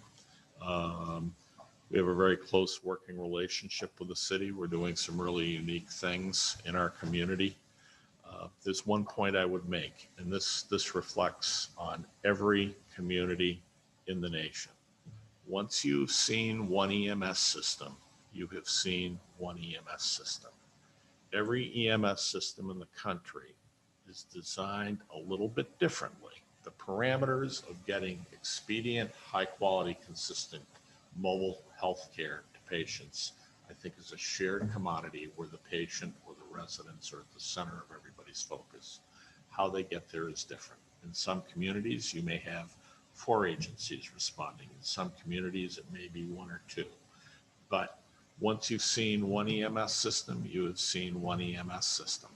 Unlike our European counterparts who after World War II had a revelation that we may come to out of our deliberations that are starting here now, to just deliver EMS in a prescribed manner across the nation. I don't see that happening in my lifetime, though, in America. Some general comments to the young lady who was our last speaker. There are efforts afloat by EMS to proactively take on a much greater role in the treatment of substance use disorder, as well as the treatment of behavioral health crisis issues. I can speak specifically to the city of New Britain, where for the last 2 years, New Britain EMS has been under contract with the health department, utilizing a federal CDC grant to provide immediate follow-up with all substance use disorder patients encountered in the 911 system, with the goal of providing them with information on resources for the family, support resources for the patient to go into recovery, and to literally case manage those patients. The navigators that we have been successful in enrolling about 500 patients since the start of this program into the navigation component of it, and have gotten about 35% of them into active treatment. We're working on a similar model in collaboration with New Britain Police Department to reduce the police department's involvement in the low acuity behavioral health care emergencies. And that's a program that is under design and development. Currently, we're looking for funding. I know that that's a conversation that's going on in a number of other communities in the state. How do we turn around and better manage the behavioral health population? I want to make a few definition differences. Somebody in the conversation had mentioned that the issue was between hospitals, for-profits, and municipal agencies. Really, the handful of the real battle is everybody versus the municipalities. Municipalities, firefighters and police officers in this state start off after going through their respective academies at a starting salary of between $80,000 to $90,000 a year. EMS organizations that are nonprofit, that are for-profit, if you look at our budgets and do the budget comparison between, for example, New Britain EMS and New Britain Fire, New Britain Police Department, you will find that our budgets are artificially less because we're limited to funding that system predominantly on fee-for-service revenue from the payers. While that once was deemed lucrative, and I've been in this business for 51 years, I don't think it was ever lucrative, but well, some people have the persona because they see the retail charge that comes through the door, that obviously EMS is a profitable business. It is not a profitable business at all. The vast majority of organizations that are nonprofit organizations work on a break-even philosophy, and that does not allow us today, since the advent of COVID, to effectively compete with our municipal partners. You know, there's a wage war. You saw 2,800, 2,900 paramedics in Director Kohler's presentation as being licensed paramedics in the state. I can tell you that a lot of those people are not actively practicing, and if they are, they're going into alternative environments to practice where the risk is a little bit less and they have a better work-life balance. I can tell you that from a salary perspective, we used to be at about the 85th percentile in pay ranges. In the last year, I can tell you that we're down around the 40th percentile, and I don't beget people a living wage, but when you see wages increase 35 to 45% over the course of a 9-month time period, that is difficult when you rely heavily on fee-for-service reimbursement from insurance companies for us to compete. Workforce development. Today's workforce is looking for balance. They're looking for family balance with their work commitments. And all of public safety has seen a downturn in people who are interested in engaging in either EMS, police services, or fire services. We tend to be a training ground, which is unfortunate, for fire departments, in that when fire departments decide they're going to recruit paramedics, if there is a New Britain EMS paramedic that's applied for a fire department and he can pass the physical agility test, pass the written exams to get in, there's a pretty good chance that an individual who we invest tens of thousands of dollars into onboarding is going to move on to a career service. Why? Better salary and a pension. And that's tough to compete with. That's been a problem with EMS nationally since day one. So I think that the other point I would make is in terms of costs, you can't get a new ambulance these days. The costs for ambulances have gone up on average about 60%. I have 3 ambulances on order as an example that I paid $207,000 for that were supposed to be delivered 9 months ago and I haven't seen yet because of supply chain challenges. I asked for a bid on the exact duplicate model, and the cost that I'm being quoted is an approximate cost of minimally $120,000 more, but with a delivery date out to late 2025 to 2026 at best because of the backlog. Medical supplies have gone up minimally 30%. That's in terms of the actual costs that we've seen. Pharmaceuticals, when you can find them, are up as much as 50%. Repairs, because you can't replace your fleet, repairs and maintenance has gone up 42% because a lot of us are operating with fleets that are a little bit older. So it really brings into light, we have to solve the financial problems of EMS to make sure that it is LOB meeting sustainable and can thrive moving forward. So with that, I think. Thank you so much. I'm getting more and more depressed. This conversation. I'm sorry. Thank you. Thank you so much. Yes, Representative Steinberg. As we continue this conversation, it becomes apparent to me that not only is this a national issue, it's broader than just talking about EMS in a vacuum.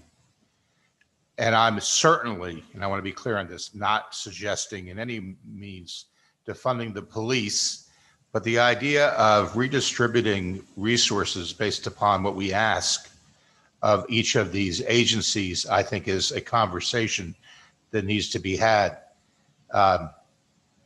If we are under-resourcing emergency medical services, and yet we're asking them with each passing year to take on more responsibility, to use more discretion, to become involved with behavioral health, which is something that we've encouraged because we know it's effective.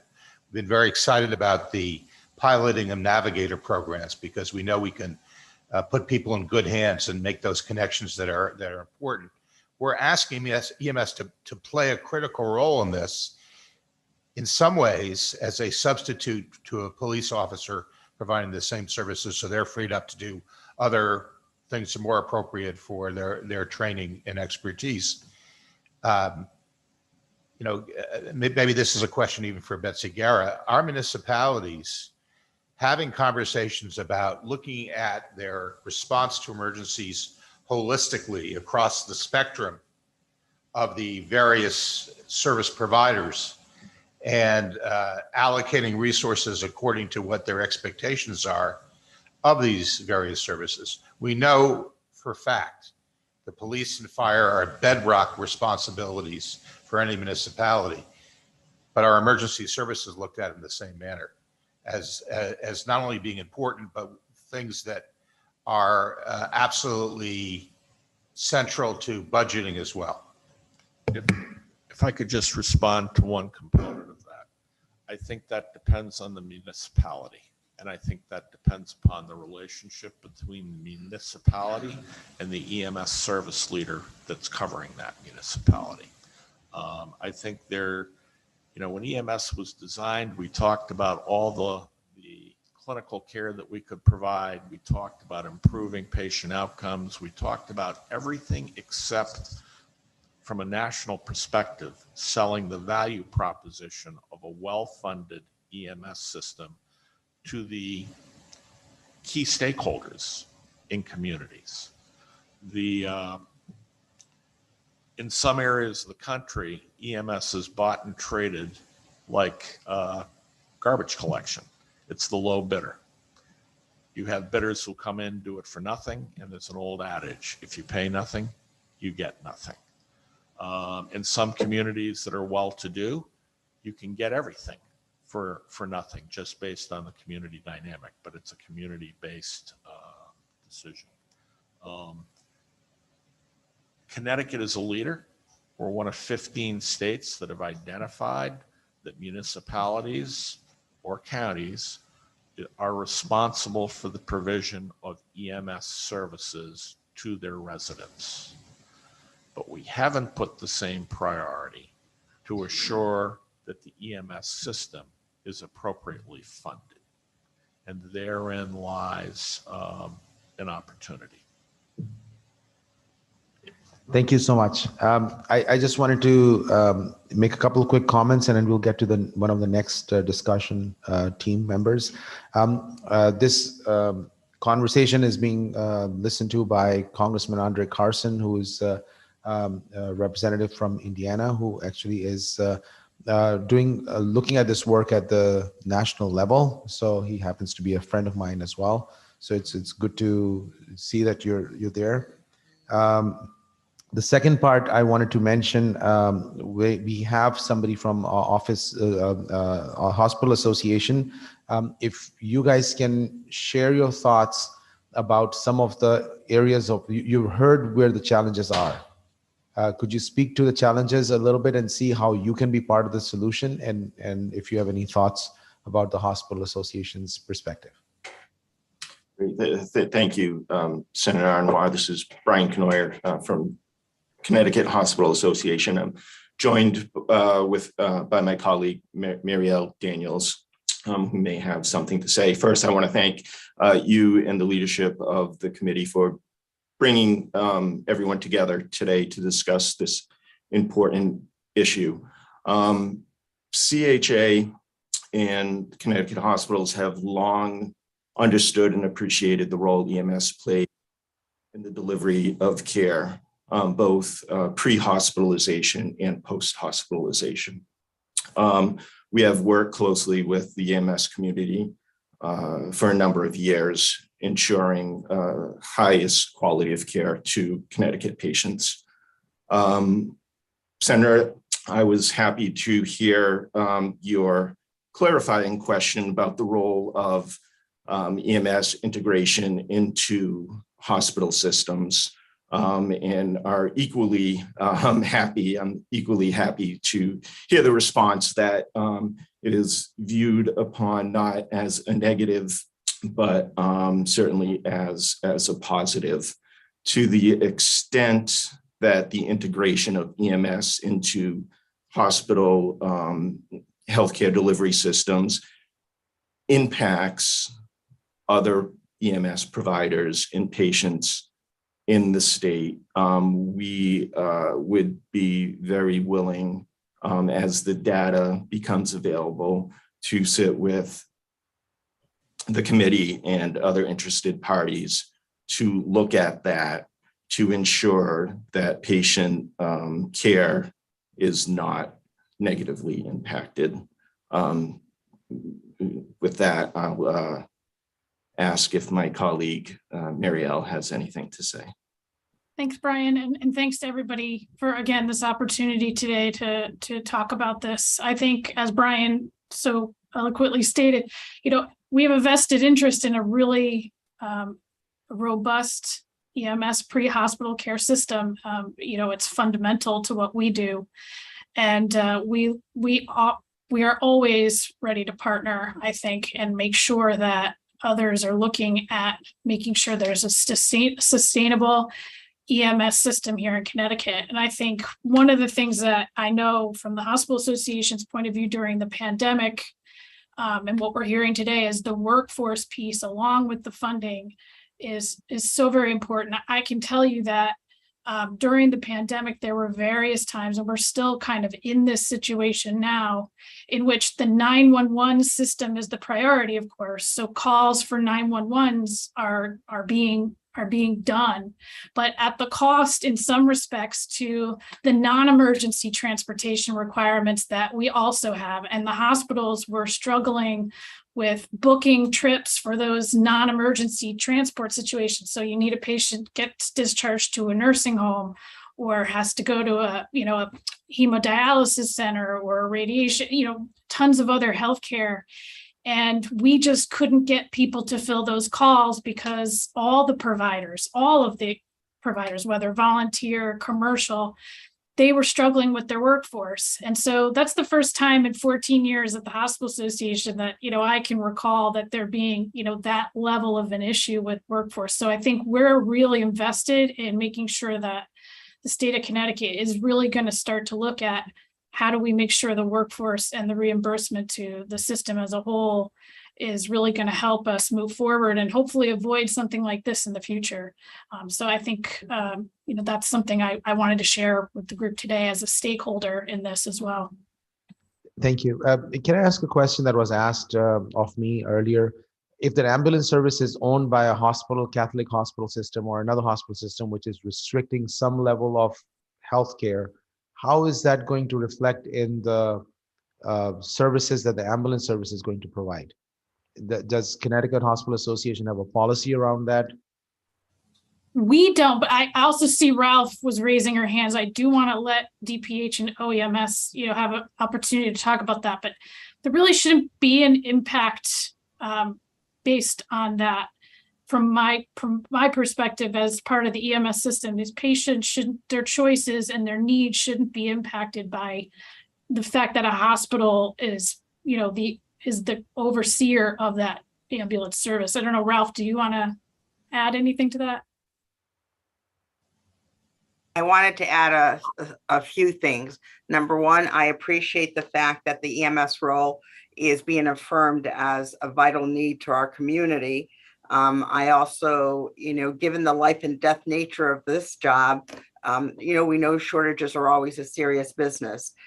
The concerns that have been raised are not newly discovered. They have been points of discussion at the EMS advisory board throughout the years. Recruitment and retention has been one of the highest priorities. Care of the EMS professional has been one of our priorities, and we're working hard to make sure that they have the support that they need in place.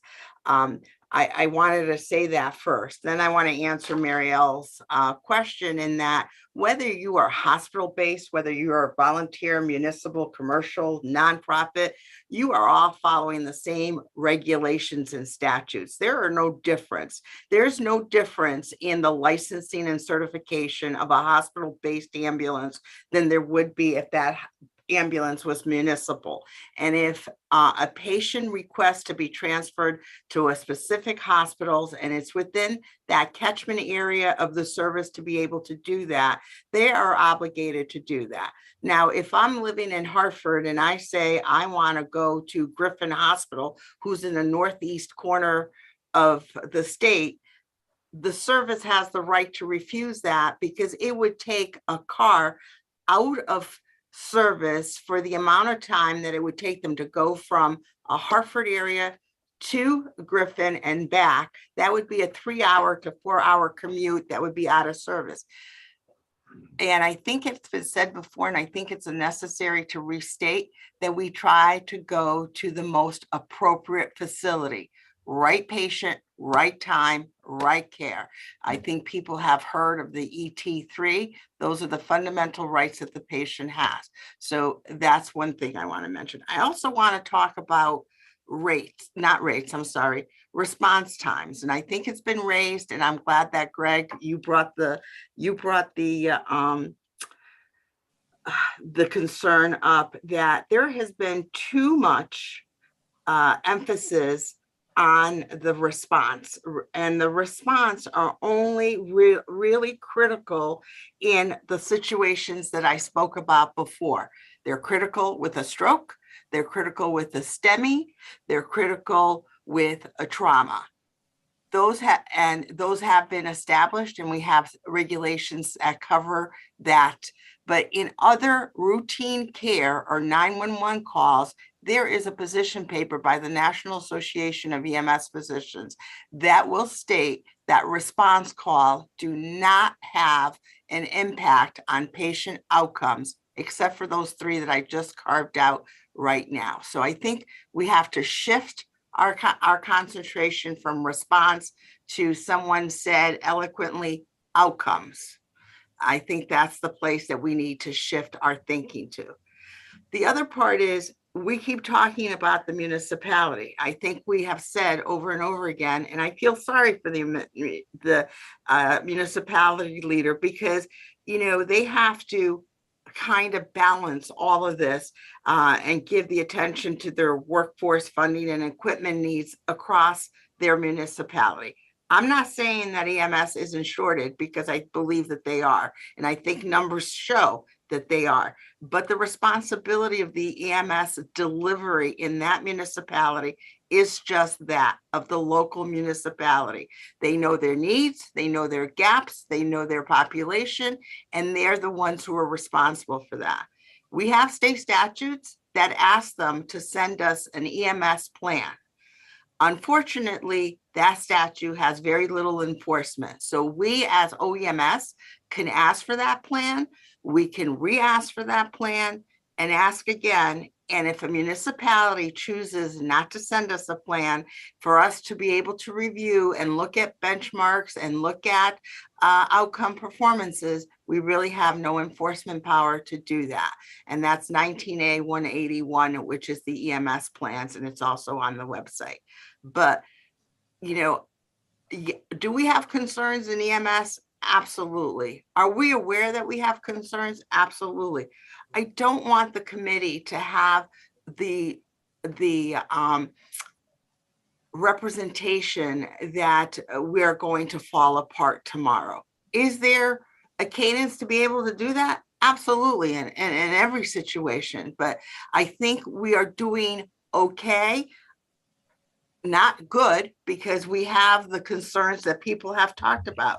We have a decline in numbers of people. We have low wages. We have a need that expands what we have for service. So we have a bigger need for EMS providers to be active, and we don't have the incentives to be able to do that. So yes, we are facing a lot of difficulty right now, but this conversation is so wonderful and so awesome that we can sit here together and discuss them and make better decision on real data versus what we think.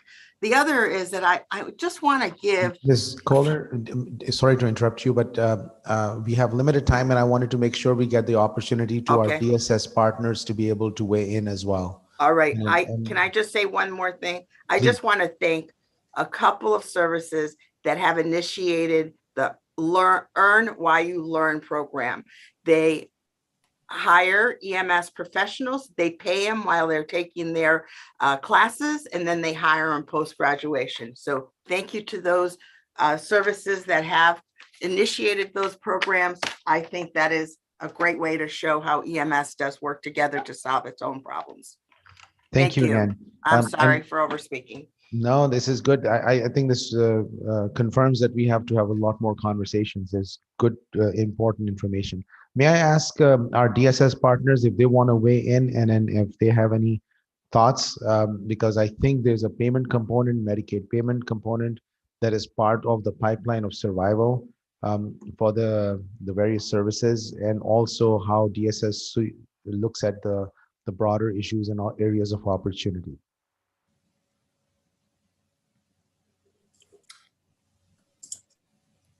Hi, Senator.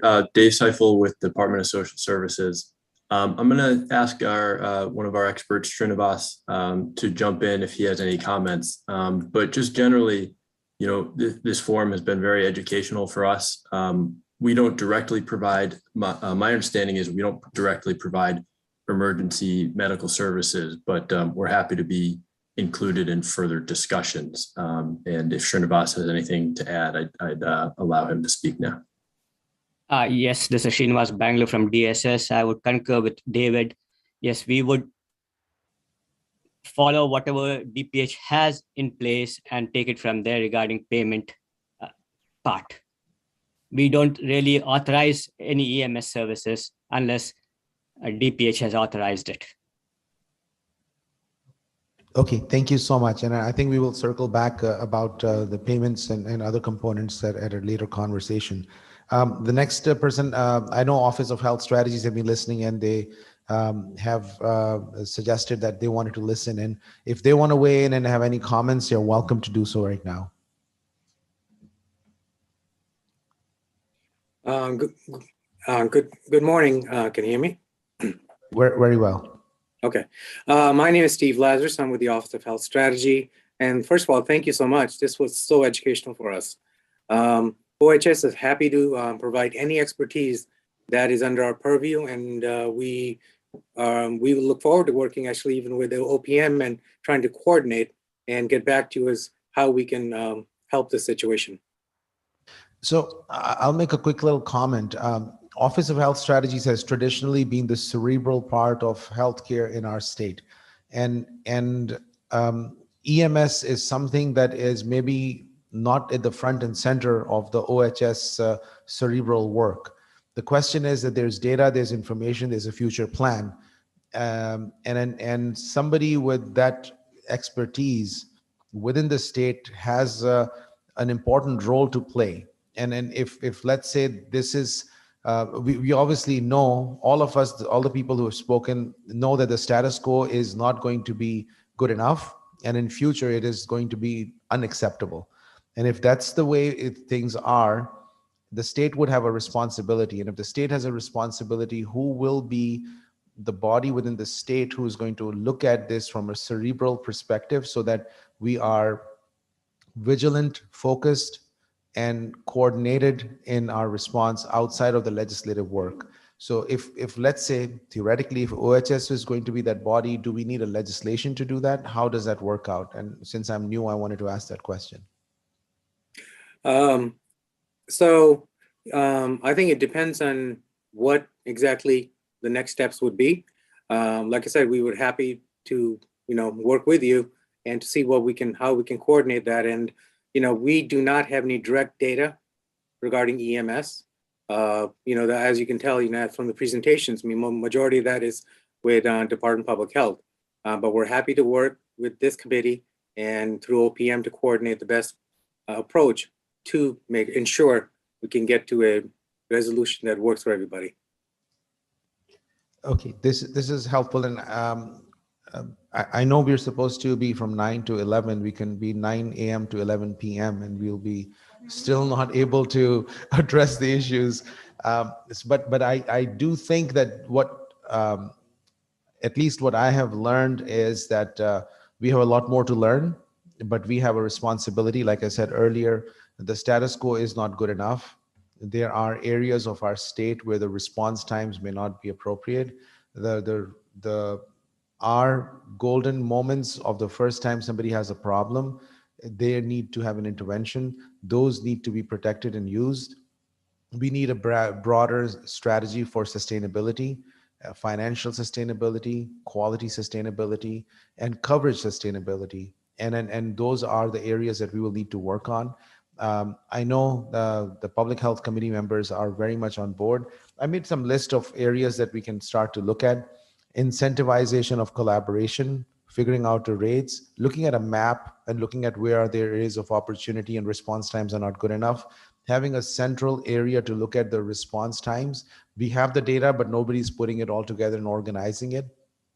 That's something that can be looked at. And that's something I would say that we will probably have to have a conversation with the Office of Health Strategies with the DPH to see if there's an area to try and map this out and look at the response times in collaboration with the municipalities and also with the CCM and the small towns organization. We need to see if there are recommendations that they would put that on their priority list and see what they think are the gaps that are in existence. The cost of ambulances, what can be done? Because if we do not have an up-to-date fleet and the right amount, we're going to be in trouble. Non-emergency medical transportation, we've been improving that, but is there area of opportunity? And then the hospitals, when they are reducing services in the peripheral parts of our state and the rural communities are the ones that are suffering, we need to make sure that our patients in our rural part of our state are protected. So we will need to look at the ambulance services around that as well. And again, looking at the timeline expectations. So there's a lot of work that needs to be done going forward. And I look forward to hearing more about this in conversations, and hopefully in the next session, we will be looking at a broader strategy around some of this.